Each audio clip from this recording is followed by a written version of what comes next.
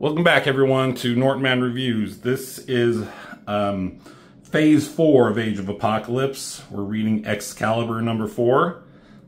Good times. And this focuses on Nightcrawler, right? And he was sent to link up with his mother, Mystique, because she could take them to Destiny in Avalon. Or it's like basically the Savage Land. And Destiny is like one of the only people who could confirm if what Bishop says is true about saving Xavier and having a better world, better timeline, all that. So that's what they're doing. They finally made it there. They were followed by some agents of Apocalypse, including a version of Deadpool and some other people. But there's also, I don't know, there's a bigger threat that they have to worry about. We're going to find out who it is right now. And let's see. It was the Pale Riders, Apocalypse's covert strike team, and their leader Damask has experienced a moral earthquake, it says, upon entering Avalon, and switched sides, which was kind of a fucking weird, crazy, like, left turn. She was like, I'm gonna fucking murder everything, I don't give a fuck what. But then she sees Avalon and it's like so beautiful, and she's like, I never knew so much green existed in the universe, or whatever. Wait a minute, X-Men Chef Boyardee? What the fuck, man? Anyways, that person is now a good, good person, good guy on the good team. So took the opportunity to draw Mystique's ass. Who's the artist here? Ken Lashley. Warren Ellis wrote this. Yeah, well, it's fine. That's Damask, as I say, dumbass. This is a new character. I don't know if she was ever in anything else called Switchback. And then she has this weird power to, like, reverse or go back in time a little bit. I don't know. She does that. And she's like, that's better. She's like, it's my ability. I can shunt back down my own timeline to a max of 10 seconds ago, which can be helpful. She's like, I was getting a funny headache, and it drove me and my body chemistry back 10 seconds, and that made her feel better. And Mystique's like, don't do that again without warning me. Okay, calm down.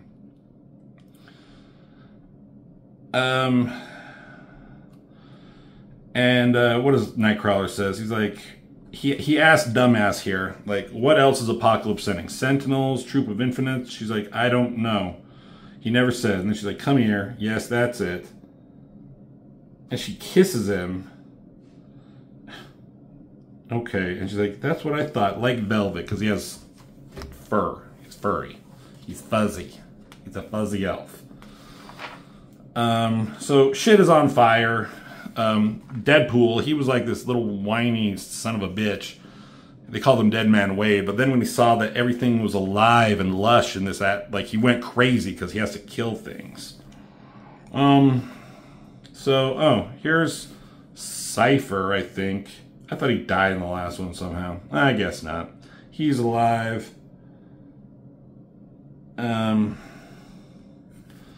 Trying to help people. Mystique's being bitchy. He's being pissy. Okay, and I said it in the last issue. I'm like, where did I read that at? It was the issue later. He talks about how everyone in Avalon can understand each other. He, like, deciphers the languages and makes it so everyone can, like, understand each other. And gosh, they're just chit-chatting about everything. And so this Switchback lady, she calls their little team X-Calibre because she looked at the bullets that Mystique had, and they were a certain kind of bullet, but Mystique put, like, etched an X into all of them. So it was like a caliber of bullets, and, like, it's X-Calibre. So it's X-Calibre. Kurt's idea, named after a bullet. Remember that. Okay. Cool. And then, oh God, where are we now? I don't know. Like, this is probably one of my least favorite comics out of all of them. So I'm not like too terribly enthralled. I'm sorry if like this is one of your favorites and I'm not doing it justice. Kind of over it a little bit. I can't understand what's going on. The art is okay. The story doesn't make sense half the time to me. It's just a lot of nonsense and chaos. Who is this? Is this Destiny? I don't know. It's Wendy. She's a bolt thrower, electrical mutant. She's been in Avalon 5 years. Alright, so she's going crazy and killing people. And Destiny had seen everybody's death in Avalon. So what's going on here? This person who is supposedly like peaceful, they say, has been here 5 years. She's going nuts. And Cypher here, he's like, I'm picking up 2 sets of noise from Wendy's brain. And there's like, ah, clever. And it finally reveals itself. This person's being possessed by the Shadow King. So that's kind of cool. Like, that's kind of like, oh, fuck. Like, that is not what we were expecting. That's the backup. That's who they were, Apocalypse sent. So he can possess people and make life a living hell. There was a big, like, the final storyline in Uncanny X-Men and X-Factor right before Jim Lee took over to, like, restructure the team in X-Men Gold and Blue was a Shadow King story where they had to take him down. It was kind of a big thing. Defeated Shadow King, and then like X-Factor and X-Men came back together, and that's when the X-Men reformed in, you know, the Jim Lee, Whilce Portacio era. Kind of, you know, all that, you know, all that. Go look at Rob's channel. My brother Rob, he's looked at some of those books. Anyways, Shadow King, big deal. So yeah, Mystique, she's ready to like fuck this guy up, and she does. You know, shoots him. She's like, easy, but you know, it doesn't matter. Just killed the person. Shadow King still exists. So that didn't do anything. You just killed this person, Mystique. Great going. And he travels from mind to mind.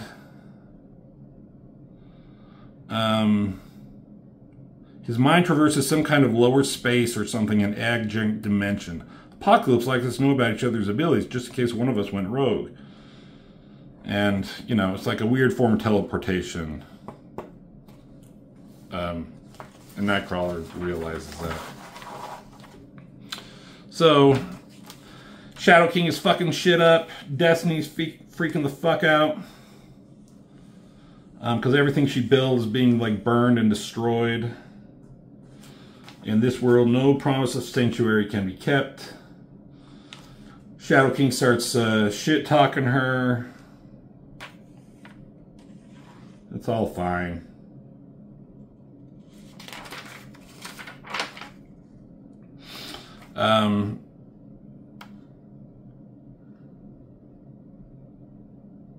This woman, she's like, I can't shoot him. Like, he's possessed. It's not his fault. What do I do? And dumbass says, "It's get out of my way."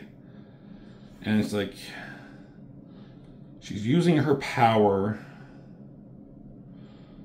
psionic skinning him. I guess she was a pupil of Shadow King. I never liked being taught by you. In all those years of you leering at me, I had one dream, Shadow King, my favorite. Using my power on you, psionic skinning. All right. So she's fucking up Shadow King. Good job, dumbass. And then she's like, I missed Shadow King and caught the host body's mind instead. So Shadow King left and she fucking fried this other guy's, this poor son of a bitch, his brains.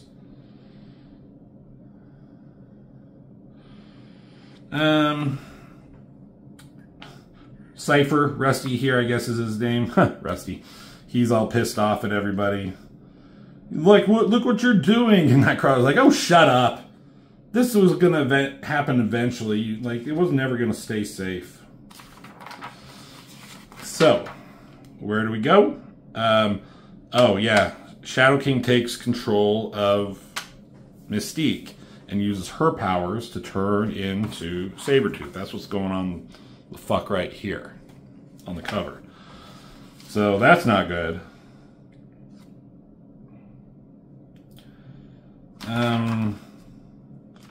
Yeah, he's in my mother. And so then they get this idea of something to do. He says, when I teleport, I spend a fraction of a second in an adjacent dimension. I'm praying that he uses the same space to make his transitions between hosts. Okay, it's a big assumption. If I teleport all 3 of us and Switchback can extend our transition time, let's do it. Let's do what? What the fuck are you going to do? What is that going to do? He links the 3 of them. They begin to teleport. They waste a second peering through the aerial night of subspace looking for a sign.